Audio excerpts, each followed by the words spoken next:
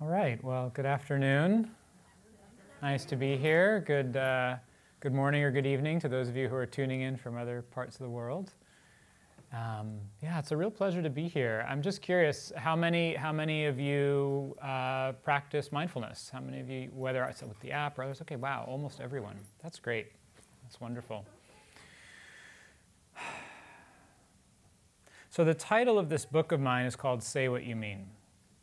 And I'd like to share with you some of the kind of key and most powerful teachings in the book that I've come to over the last 20 years of my practice of both mindfulness and communication. And I thought I would actually read to you just a few paragraphs from the beginning of the book, since some of what I have to say has been said perhaps the best in the book. So I just want to read you the first few paragraphs of the introduction, because I think it really captures the why. Like, why am I here? Why are all of us here looking at this topic? What we say matters. We've each felt the power that words have to heal, soothe, or uplift us. Even one caring remark can make the difference between giving up and finding the strength to face life's challenges. We each also know something of the great harm that can be inflicted through speech. Sharp words laced with anger or cruelty can break a relationship and burn for years. Language can be used to manipulate and coerce on a mass scale, to fuel fear, war, oppression, or to advance political agendas of genocide or terror. Few things so powerful are also so commonplace. Words are woven into the very fabric of our lives. Your first love, your first job, your last goodbye to someone you love. Our beginnings and endings and the countless moments in between are punctuated by a play of words as we share our thoughts, feelings, and desires. Most of us are communicating all day long, every day, in every area of our life. At home, at work, with friends. When we're alone, we're reading the news, we're on social media, we're thinking, we're planning, we're talking to ourselves in our own mind. So because communication is so pervasive, it's like it's the medium through which we experience our life. It's one of the most powerful levers for change in our life. To a large degree, our ability to communicate skillfully determines the quality of our relationships, personally, socially, and professionally. It plays a huge role in our professional success, our ability to get along with others, to understand things clearly, to articulate ourselves in ways that others can hear, relate to, perhaps even feel inspired by.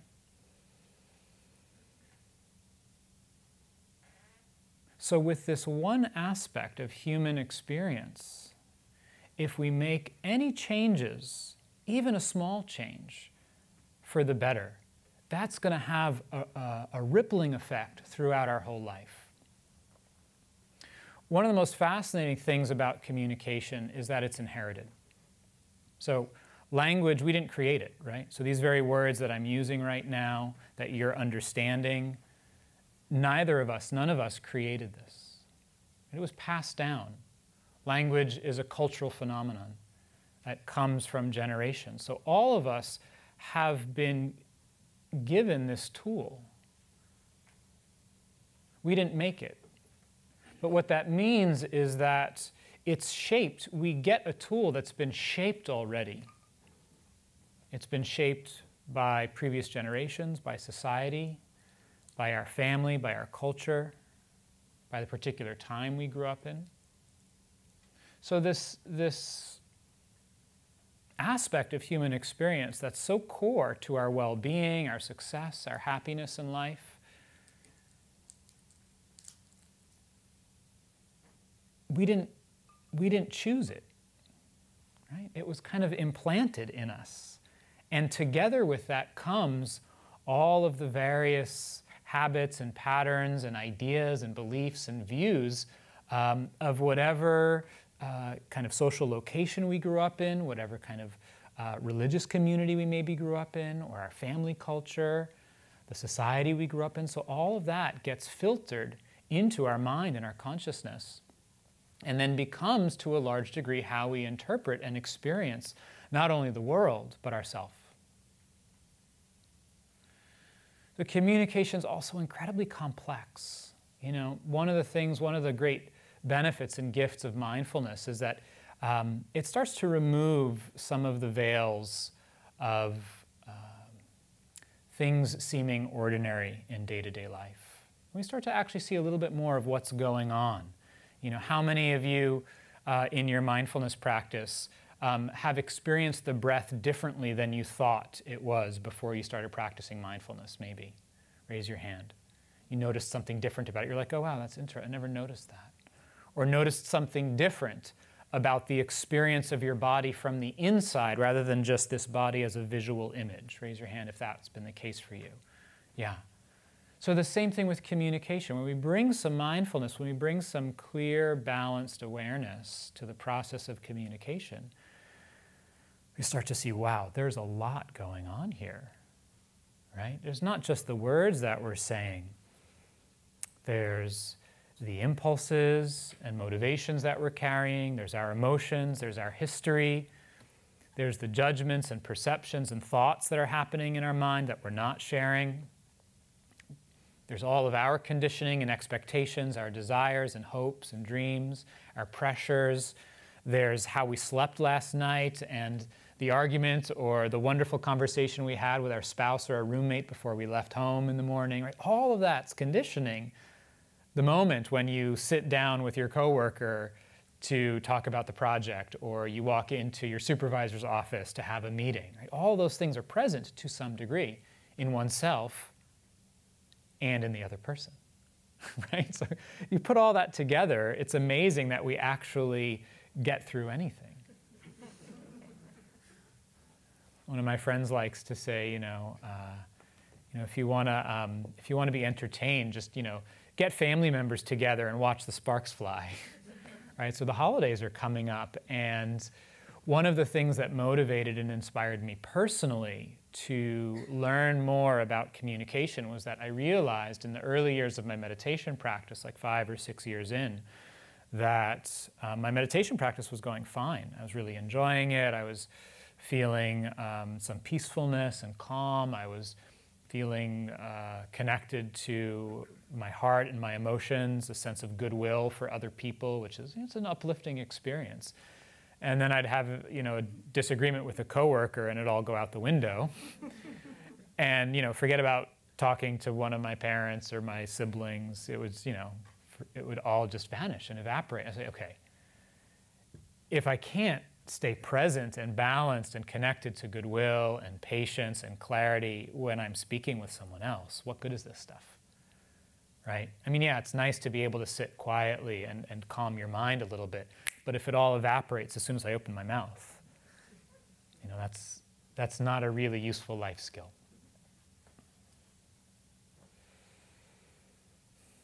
So it's complex, it's inherited, but precisely because communication is a learned skill, it means that we can change it. Right? If it were hardwired, like some of our biology, like the fight, flight, freeze mechanism that's there to protect us, we can't change that. We can develop other resources to handle it when it's misattuned to what's happening around us, but those responses are deeply rooted in our biology for millennia for good reason. Language isn't like that. The capacity for language is, but the actual language that we use is created. It's totally relative to this particular time and place in history. So it can be, how we use it can be changed. It's like someone gives you a tool and they say, here's how I use this. And you watch for a little while and you start using it and you go, I can use this a lot better. look, if I do this with it, or if I add this to it, or if I take this part off, look how much better it works. So we can start to shape and mold the way that we use this inherited capacity of language. One of the things that I talk a lot about in the book is the way change and transformation occurs in complex systems. So a human organism is a very complex living system. And any of you who have studied systems theory probably know more about it than I do. But within a complex system, one small change can have far-reaching effects. Right? This is what we know today from quantum theory, that transformation doesn't necessarily always require or take a drastic change. So, and it's like that with communication, it's like that with our psychology. One small change, sustained over time, can have far-reaching effects. And because communication is something that shows up and determines the quality of our life in so many areas, even one change, if we're able to carry it forward and really integrate it, will have powerful effects. So as I go through some of the core tools in the book with you, or some of the core principles, see what connects for you as you listen. And don't try to take all of it. Take one thing. And this is very much my approach to teaching communication. Find what works for you. Take one thing and stick with it.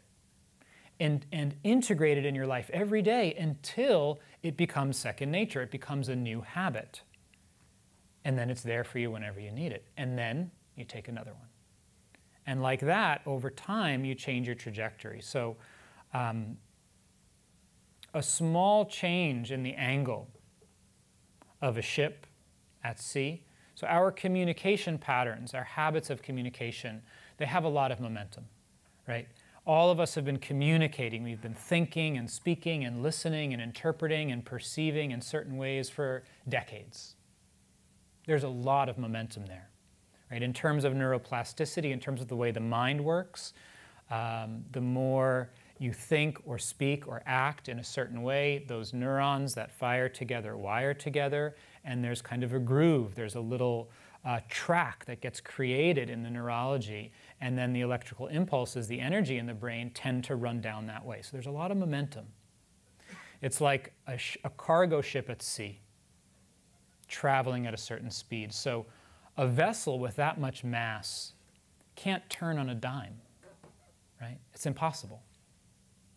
But if they change the angle of the rudder just 1 or 2 degrees, right, a ship leaving from London headed for New York, a 2-degree change in its angle, it'll end up in either, I think, Portsmouth, New Hampshire, or down in Chesapeake Bay, Virginia. Over time, that 2-degree shift takes us to a very different place. So we're looking for these small shifts that we can sustain over time.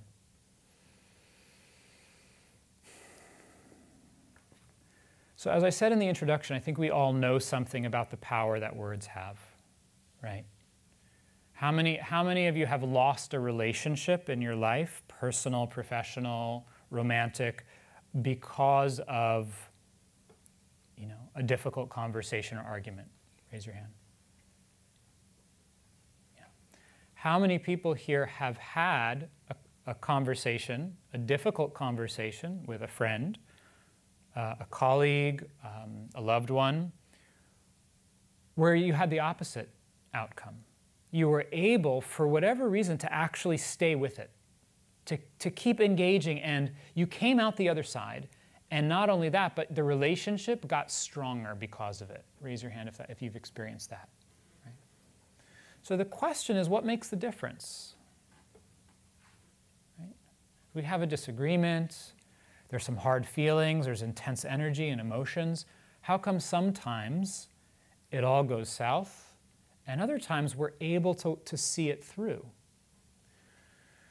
So what I've become interested in is, what are the conditions that help us to have more meaningful, effective conversations?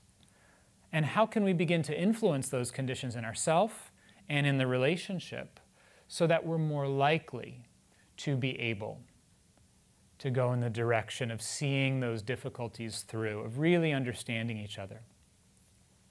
So there are 3 core trainings and 3 steps that I teach in the book, Say What You Mean. And the first and most fundamental foundation to meaningful conversations and effective communication is mindfulness. For the simple fact that we need to be here first to understand anything. Right? If we're not present, if we're not paying attention, right? If you're thinking about your shopping list or if you're looking at your phone right now, you're not understanding what I'm saying because your attention isn't connected with what I'm sharing. So the message isn't going to go in, right? Just think about how many arguments, how many misunderstandings we've each had simply because one person wasn't paying attention. Right? We just weren't listening. Our mind was somewhere else. So mindfulness lays the ground for connection and understanding. So the first step to having more effective and meaningful conversations is to do something that I call leading with presence. To lead with presence. And I like to use the word presence rather than mindfulness because mindfulness can tend to have a kind of intellectual, heady connotation, right? Like I'm sort of up here somewhere looking down at everything. Right? I'm kind of disconnected and removed observing. Whereas for me, I don't know what it's like for you, but for me, when I hear that word presence, I go in and down. It's like I'm here. You know, I'm here in the room. I feel the stool underneath me. I can sense your presence in the space together. So it means not only that we're aware, but we really show up. And to lead with presence means that it's what comes first. Before any of the words, before our agenda, where we're trying to get to, what we hope is going to happen, our emotions, what happened last time, before any of that, can we just show up? And that has a powerful effect. You know, we can feel it when someone's really here, right? You know when you're talking to someone and they're not paying attention, even if they're looking at you in the eye, kind of nodding, going, yeah, right? Because we can feel it. We're very sensitive relational creatures. We pick up on those signals. So just that capacity to learn how to bring our mindfulness practice, this, strange thing that we do when we sit with our eyes closed and bring our attention inwards and really start to show up, to be more present and to feel what it's like to be alive. Can we do that with another human being? There's great benefits to this. We wake up to our life. When we're not aware, when we're not mindful, we're sleepwalking through our life. So bringing more presence to our life, to our relationships, our conversations has immense benefit. It gives us back our life. We get more information.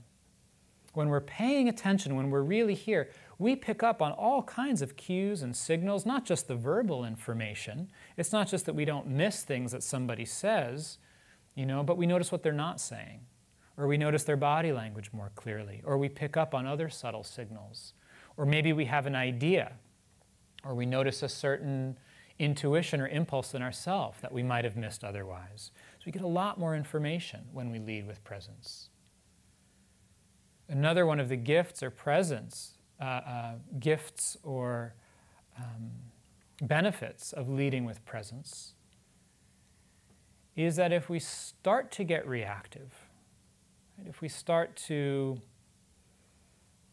get triggered, get angry, feel impatient, all of those kinds of energies, which are totally natural, point to something real and important for us, but when acted on impulsively, tend to have negative effects that don't actually serve us. When we're present, we pick up on those signals more quickly and easily. We notice that impulse to snap or to say something harmful before it comes out. And we can actually contain it and make a choice. And this is one of the fundamental principles behind mindfulness practice in general, and particularly in communication practice, which is that the more aware we are, the more choice we have. Right? Would anyone disagree with that? This is completely obvious. Yeah? So we can train ourselves. We can train ourselves in this capacity. Some of the work that I've done over the years has been teaching mindfulness to youth and children.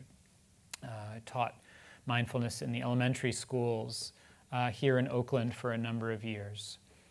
And one of my favorite quotes was from a young 5th grade boy talking about mindfulness practice. And he said something to the effect of, I like mindfulness practice because when I'm mad at my sister, I remember to take a mindful breath so I don't kick my sister. Right? So hopefully you're not kicking your coworker or your supervisor, but we do that verbally. Right? We give someone a little kick in the behind verbally. And so when we're mindful, we feel that impulse and say, okay, Oren, wait, no, don't say that. That's not going to be helpful.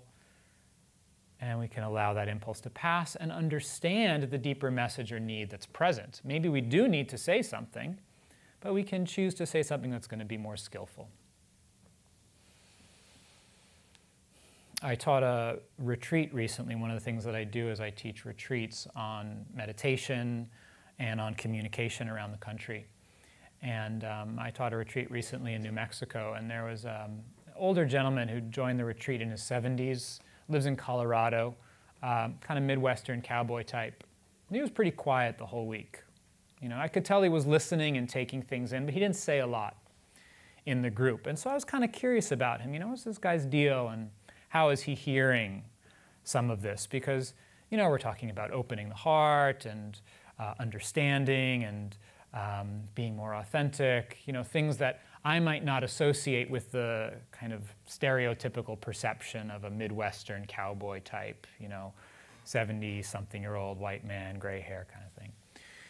End of the retreat, closing circle. Everyone has a minute or two to just share something about what they learned or what was meaningful for them. So he gets the microphone and he says, I'm really grateful for having been here this week because I realized that my wife is the person I talk to the most and talk with the least. I'm going to change that when I go home. So this is the power of leading with presence. It means that we don't miss our life, particularly the people and the things that are important to us. And so there's a couple of ways that you can start to practice with this right away in your conversations. The first is a very simple yet powerful tool, which is to pause. Just like that, just like I just did. Doesn't need to be long. Just a short pause to kind of gather your attention and consider what's needed right now. What's helpful or important to say? Is it necessary to say anything? Should I just listen? Right? One breath can change what you say next. Just a pause. As we start to practice with that, the other thing that we can explore, another very accessible and powerful tool, is to play with the pace of our speech. So to just pay attention to how quickly you're speaking, and this doesn't mean you need to speak very slowly all the time. It's like, be normal. But sometimes when we're talking, we just talk so quickly, and we're so animated, and we're so excited, we don't even know what we're saying because we're talking so quickly, we can't even stop. It's like, right? So, just dial it back like half a degree, right? What that does is that it's not so much even about the pace as it is about doing something different. See, our communication patterns are deeply ingrained. Communication's so complex. we couldn't figure out how to do this. It's happening automatically. There's so much going on to form words and concepts and express oneself. But if you slow it down just a little bit, you're still talking at a natural pace, you start to be more aware of the process of speaking. You can start to feel the vibration in your larynx and your chest. You start to be aware of your body. You start to notice if you're losing your breath. This is very powerful. When we take our time with our words, it communicates something to other people. It communicates a lot of things. It says, you're worth my time. It says, I'm worth your time. It says, I believe that what I have to say is worth listening to, so I'm not going to rush. So pausing and slowing down are two very powerful ways to lead with presence. And there's other tools for this in the book that I share.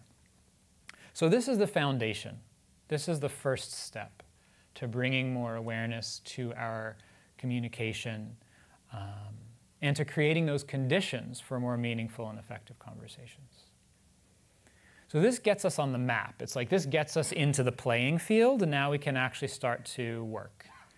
So the second step, the second key factor in training is about our intention. Where are we coming from? So intention is the inclination, the motivation or wish in our heart. It's what drives the direction of a conversation.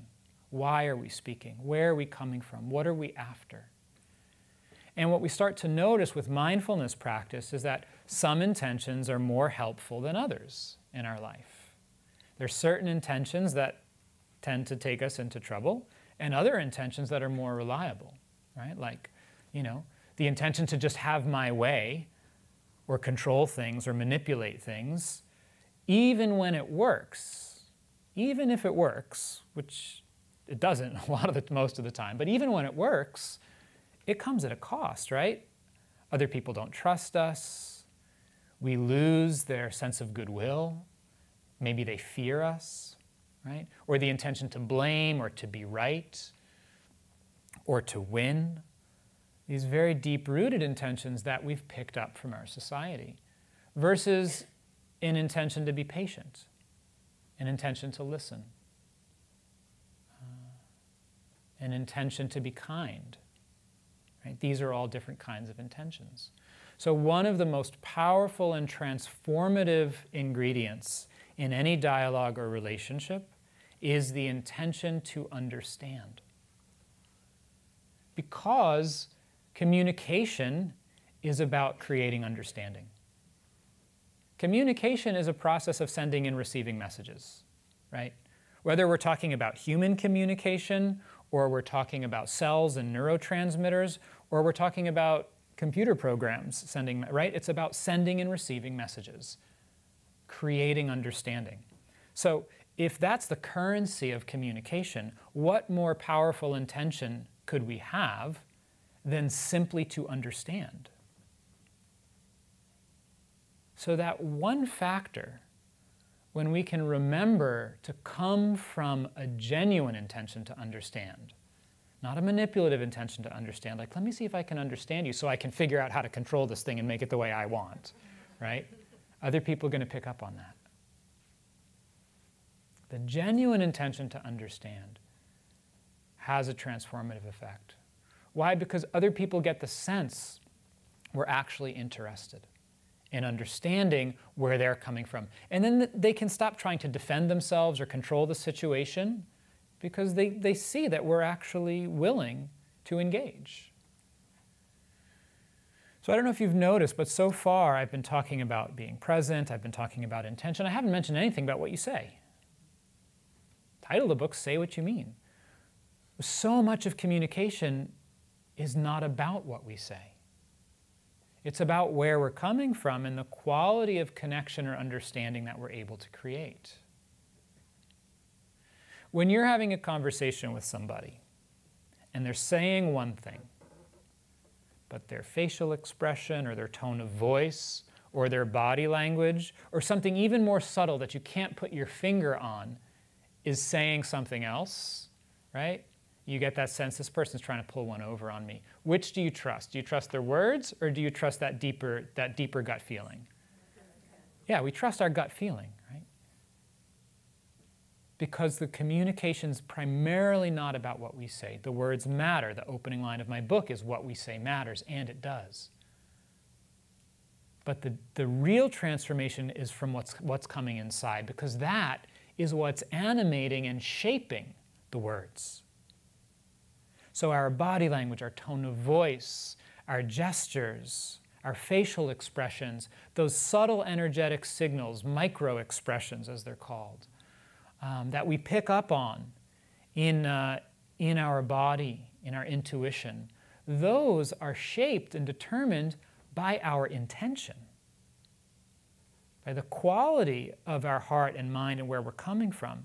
And with mindfulness, we can begin to become aware of those intentions and choose more skillful, helpful intentions in our conversations. So the instruction here, the training here that I offer guidance on is to come from curiosity and care. This genuine intention to understand, which has these two components of being genuinely curious, but also caring. Doesn't mean we like everybody. It just means we don't have ill will and hostility in our heart. We're connected to the sense of being, of our shared humanity. You know, that we're all just doing the best we can. And when we can do this, the effects are profound. One student of mine taking a class I was teaching locally here in the Bay came back to class one week and she said, I'm loving this stuff, and I was sharing it with a friend, and I was just telling her about this intention to understand, and that you could do this in a conversation, like you can just focus on trying to understand. And the friend, a few days later, came back to me and said that she did that, and like all of her conversations and relationships were changing and getting better. She didn't even take the class. You just talked to somebody and heard this one tool of come from curiosity and care. Just be genuine, try to understand what someone's saying. That doesn't mean that we give up our view. It doesn't mean that we agree with them or that we say yes. It just means that we try to hear things from their perspective. What would our society be like? What would our country be like if our leaders, if the media were able to model this? Hello, right? I mean, this is not the norm. This is not the message we're receiving every day. This is one of the things that's so needed in our culture today, is this willingness to just listen to one another, particularly across our differences.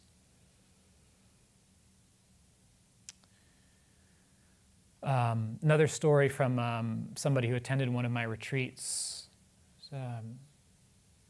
Married for 10 years longer. And they had their issues, as you know, most of us do in our intimate relationships. And they had a terrible fight. And her husband was on his way out the door, just like, I've had it. This is over, you know, just about to leave. And inside she did two things. As he was making his way to the door, she paused. So she used the first step of leading with presence. And then she found inside that intention, a genuine intention to understand, to come from curiosity and care. And she called out to him. She said, Bobby, you know, I think we can really turn this around if you're willing and if I'm willing. And he stopped. And he turned around. He came back in. They sat down on the couch. And they started to work it out. They're still together. So this capacity to come from curiosity and care is very powerful. It can transform even the most bitter of disagreements and arguments. It's important for me to say, to acknowledge that precisely because our conversations are co-created, it's dependent on both of us, that means that if we change how we're relating, we can start to shift the dynamic. Right? We can affect the conditions to hopefully have a more meaningful conversation. And yet at the same time, because it's co-created, that means we don't control all of the conditions. And sometimes, even with a lot of training and the best skills and really, really wholehearted, genuine intentions, we're still unable to work things out. And that doesn't mean that we failed. It just means that the conditions weren't present. What we start to learn over time by using these tools is that the success is not in the outcome. It's in the quality of integrity that we have in how we show up. You know, are we living in line with our values so that we don't have regrets? So lead with presence. Come from curiosity and care. The last step, the last training is about what we do with our attention. Where do we focus our attention in a conversation? There's so much going on, as I said. How do we discern what to pay attention to? Yeah? So the instruction here, the training here, is to learn how to focus on what matters. What's most important in this moment? And this is a very thorough training. This is part of the book that's comprised of the system of communication called nonviolent communication, which was founded by Marshall Rosenberg. And this is a way of focusing our attention to identify specific aspects of our experience that help us to hear and understand one another and collaborate more. And the core, the key, is learning to identify the deeper needs, values, or concerns in a situation. What's really important to somebody? Where are they coming from? Why? Why are we having this conversation? Not on the surface what it is they want, but why do they want it? Or not what I want, but why do I want it? When we're able to identify that, there's a lot more room to hear each other and to start to work creatively to see if we can find something that works for both of us. So I want to end with one more story on the power of this last capacity to focus on what matters that a colleague of mine told me about two groups of women activists in Boston. This is, I think, from the 1980s.